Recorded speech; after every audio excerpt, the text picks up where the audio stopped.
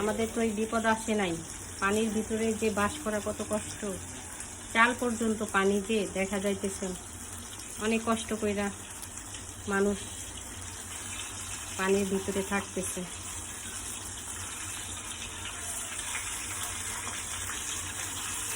মানুষ বলে না গুলিতে গুলিতে মারবে না, গুলি কইরা তো শেষ হয়েছে, অনেক মানুষ মারছে। এখন কি করতেছে? গুলি করে মারতেছে না, বুদ্ধি করে কি করতেছে? পানি পানির ভিতরে পানির ভিতরে জীবন নিতেছে। কত মানুষ তো মারা যাইতেছে পানির মধ্যে। যারা জাগনা ছিল না, হঠাৎ করে পানি আসছে, বাস করতে পারে নাই, শুকনা জায়গা পায় নাই, তারা তো কত কষ্ট করে হয়তো শুকনা রাত করে হয়তো বুঝতে পারে নাই। কত মানুষ তো মারা যাইতেছে। এদিকটা পানি, এদিকটা খাবারের চিন্তা, না খায়া মরতেছে, এদিকটা পানিতে পইরা মরতেছে।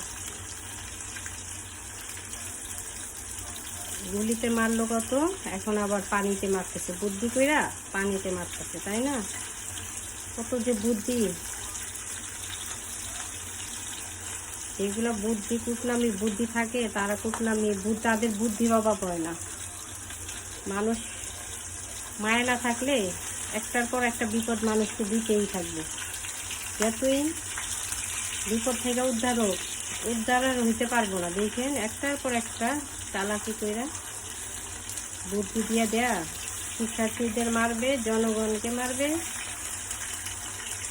এই বিপদ। মানুষকে কত কষ্ট করে জীবন চালাইতেছে পানির ভিতরে। এতদিন তো মরলো গুলি খায়া, গুলি খায়া মরলো, এখন আবার মরতেছে পানির ভিতরে।